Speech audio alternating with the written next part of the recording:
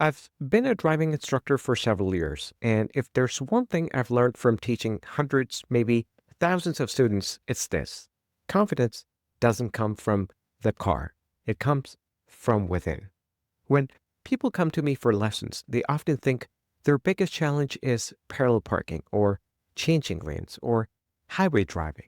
But very often, what they're really struggling with is the fear, the hesitation, the self doubt, the what if I mess up voice that won't stop playing in their head. And I get it. Truly, I do.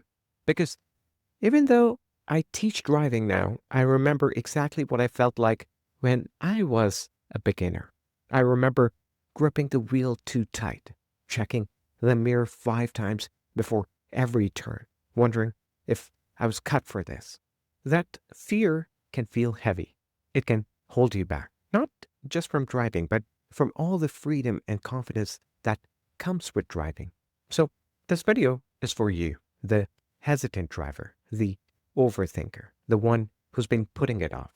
I want to talk to you, not just as an instructor, but as someone who understands what you're going through. So let's start here. It's normal to feel nervous. If you feel anxious about driving, you're not alone. I've seen students of all ages, teenagers, working professionals, parents who struggle with it. Some are scared of making a mistake. Some are worried about what other drivers might think. And some just haven't had the chance to build that inner trust yet. The first thing that I always tell my students is this. It's okay.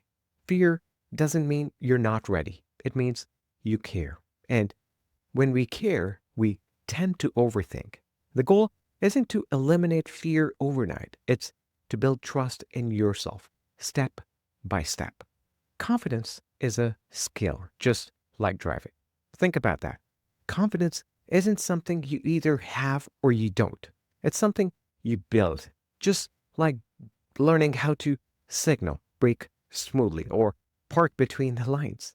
Every time you sit in the driver's seat, even if it's just for 5 minutes, you're making progress. In fact, some of the most confident drivers I know were the most nervous ones when they started. I was a nervous driver. Today, I teach driving. And what's the difference between someone who was not confident and is confident today? The only difference is that they kept showing up, even when their hands were shaky, even when they stalled, even when they had a bad day behind the wheel, they kept showing up. So start small and build from there. I always recommend starting in a place that feels safe to you. Maybe it's a quiet parking lot. Maybe it's early mornings when the roads are empty.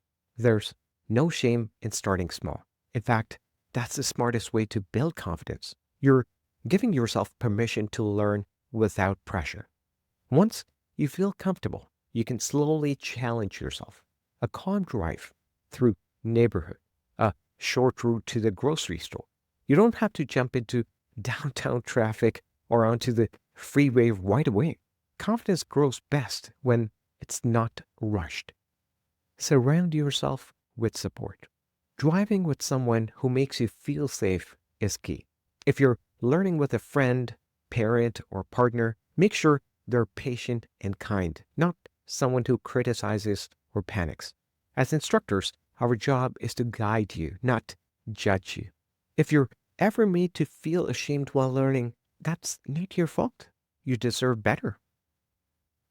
You're more in control than you think. This is something I remind every student. Your car doesn't move on its own. It does what you tell it to do. You choose how fast you go. You decide when to stop. You have more control than your fear wants you to believe. It's okay to make mistakes. Everyone does. Yes, even experienced drivers, scraping a curb, missing a turn, hitting the brakes a little too hard. These things are part of the process. What matters is what you learn from your mistakes, not how perfect you are. Practice in all kinds of conditions, gently. One mistake I often see is students avoiding certain conditions, driving in the rain, at night, or in traffic. And I get it. It's intimidating. But the only way to stop being scared of something is to face it in a safe, gradual way. Maybe one evening drive or a short trip when it's drizzling. Every experience you gain makes you stronger. When the real situation comes up later, you'll be prepared, you'll be ready, you'll have practiced. And practice doesn't just make perfect, it makes you calm, it makes you steady, it makes you more confident. So, my friend, you can do this. If you've been holding back because of fear, I just want you to hear this from someone who's helped people like you again and again. This is what I want to say. You can learn, you can grow, and you can drive just like millions of people in this world are driving. You don't have to rush. You don't have to be fearless. You just have to be willing, willing to try again, willing to forgive yourself, willing to believe that confidence is something you earn, not something you're born with. I've seen students go from terrified to terrific, from frozen with fear to calm and in control. And I believe the same is possible for you. So let me know in the comments what's one thing about driving that makes you nervous. I read every comment. I would love to give you some personal advice or assurance. I will look forward to your comment. Until then, take a deep breath. You're doing great. And I'll see you in the next video, my friend. Please.